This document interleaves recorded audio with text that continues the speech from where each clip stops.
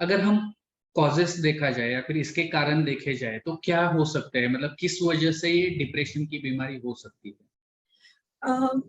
जैसे कोई भी मानसिक बीमारी के केस में होता है तो यहाँ पे हमें 3 चीजें होती हैं जो मिला जुला के जिनका सामंजस्य से हमें डिप्रेशन या उदासीनता की बीमारी हो सकती है। एक होता है बायोलॉजिकल, एक होता है साइकोलॉजिकल और तीसरा होता है सोशल।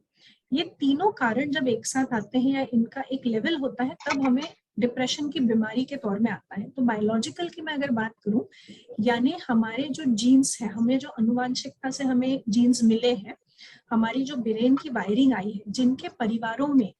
डिप्रेशन या कोई भी मानसिक बीमारी की लक्षण रहे हैं, वो परिवारों में वो लोगों को डिप्रेशन होने की संभावना ज्यादा होती है। साथ ही में बहुत लोगों की ब्रेन की वायरिंग, जैसे हमारे नाक, आंख, कान, चेहरा सब अलग अलग बन के आए हैं, वैसे हमारी ब्रेन की वायरिंग भी अलग अलग बन के आई है। तो किसी किसी की ब्रेन की वायरिंग ज्यादा प्रोन होती है, हम कहते हैं कि जिसमें डिप्रेशन होने के चांसेस ज्यादा है, भले उनके फैमिली में नहीं रहा हो फिर भी होने के चांसेस ज्यादा होते हैं।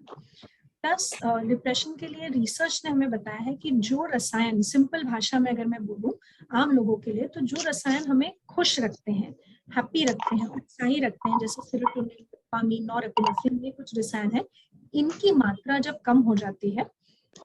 कई सारे कारणों से, तब हमें डिप्रेशन के लक्षण दिखाई देते हैं। साथ ही में अगर साइकोलॉजिकल कारण हम बोले, साइकोलॉजिकल कारण यानी हमारी सोचने समझने की जो पद्धति है, या हम जिस तरीके से दुनिया को देखते हैं, हमारा जो पर्सपेक्टिव होता है, हमारी पहले से जो पर्सनालिटी बनी है, उससे भी फर्क पड़ता है कि आप डिप्रेशन में जल्दी आएंगे या नहीं। जो लोग बचपन से थोड़े ज्यादा सेंसिटिव होते हैं, हम जैसे बोलते हैं मराठी में हळवे मनाचे असतात, मतलब जल्दी उनको चीजें लग जाती हैं, या वो जल्दी बहुत ज्यादा चीजों से इन्फ्लुएंस हो जाते हैं, या जो लोग का पहले से थोड़ा सा नकारात्मक विचार पद्धति रहती है, उन लोगों में डिप्रेशन होने के चांसेस थोड़े ज्यादा होते हैं, क्योंकि वो थोड़े से भी जीवन में सेटबैक आने पे जल्दी हताश निराश हो सकते हैं। और अगर हम सोशल कारणों की बात करें, तो कभी कभी जब बहुत बड़ी दुर्घटना हमारे जीवन में हो जाती है, कभी हमारा बहुत बड़ा नुकसान हो जाता है, चाहे वो फाइनेंशियल मालमत्ते का नुकसान हो, चाहे वो हमारे कोई करीबी इंसान का खोना हो जाए, या हमारे कोई बड़े रिश्ते में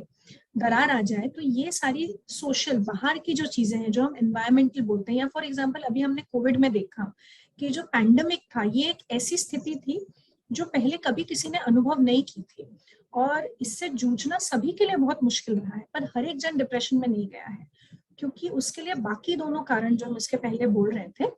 उसका भी होना बहुत जरूरी है। तो इसलिए मैंने बोला ये तीनों चीजें जब एक साथ आ जाती हैं, तब जाके डिप्रेशन हो सकता है। और कई बार बाहरी कोई चीज नहीं मिलती है। कई बार लोग बोलते हैं कि तुम्हारी लाइफ तो इतनी अच्छी चल रही है, तुम तो टॉप के लोग हो,